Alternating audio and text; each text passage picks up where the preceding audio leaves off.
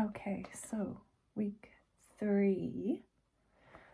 I think my biggest or favourite things about this week were all the different activities, actually. So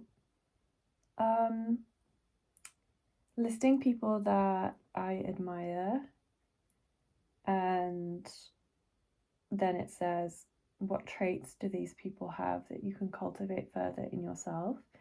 And I know obviously I have people that I really love their work, like Sofia Coppola, and then like David Lynch, Agnes Varda, and then obviously like painters and creative people, but actually writing it all down and looking at the things that I find really inspiring was quite helpful to kind of go, oh, maybe those are things that I like feel for myself, but maybe don't allow myself to do as much. But I think most of it was just like being yourself unapologetically. Like if you look at David Lynch, for instance, his work is so uniquely him. Yeah. The tasks also were about childhood, describing your childhood room.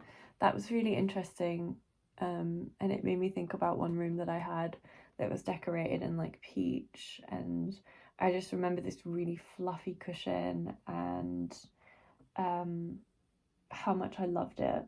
Oh, this one was actually really good. So there's 20 sentences here that are kind of giving you prompts.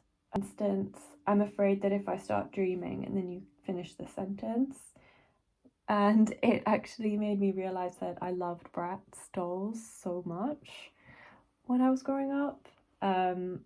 I don't know, just something about it made my soul really happy. Like looking at all of their outfits and accessories and stuff, it just made sense why I am the way I am now.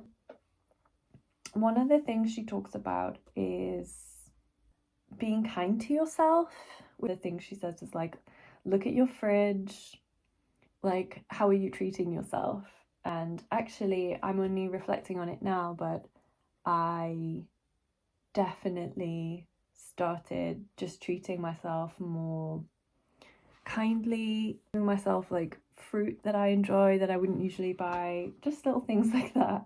Sometimes it's not always logical, like, you know, you might do something that just seems completely unrelated, but it's actually all feeding back in, you know? I think I've spoken about this in the past couple videos, like just celebrating your wins, I think is so important. And what I'm kind of gaining or understanding, how she's describing like your inner artist, is that essentially that inner artist is a child. They need encouragement, they need treats, they need love, and you know, when they do something, you want to tell them good job, like you did really well, you know. And I definitely resonated with a lot of the things that she says will happen. You'll feel like becoming a new person, and it feels really like strange and unfamiliar, and you're kind of like, you feel like you're walking along a bridge that's still being built, and you're like, I'm not quite sure where this is going, but I'm just going to keep going. Yeah, she says a lot about not kind of thinking your way out of doing things and really being guided by your intuition. Like the what comes before the how.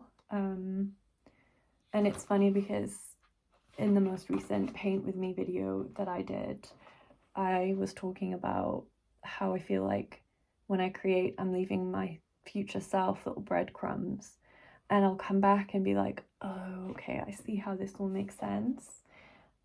Another thing, and I think this is such a wonderful thing to be reminded of, what she says is leap and the net will appear. And it's kind of like, you're gonna have to make the moves and do the things before you feel ready, I guess. Oh, and a bit about anger. She talks about anger coming up, and I definitely had that.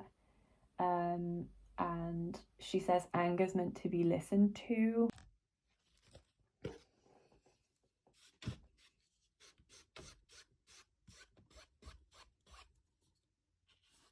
The storage on my phone got full just as I was filming that, so I need to deal with that.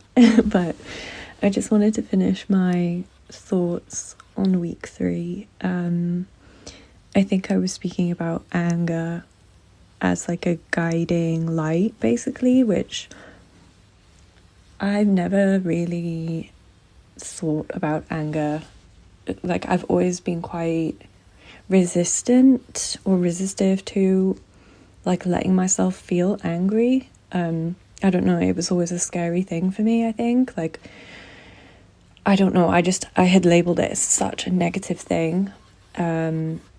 But yeah, week 3 definitely allowed me to kind of like alchemize it, and use it, and not in a way that was like overwhelming, you know.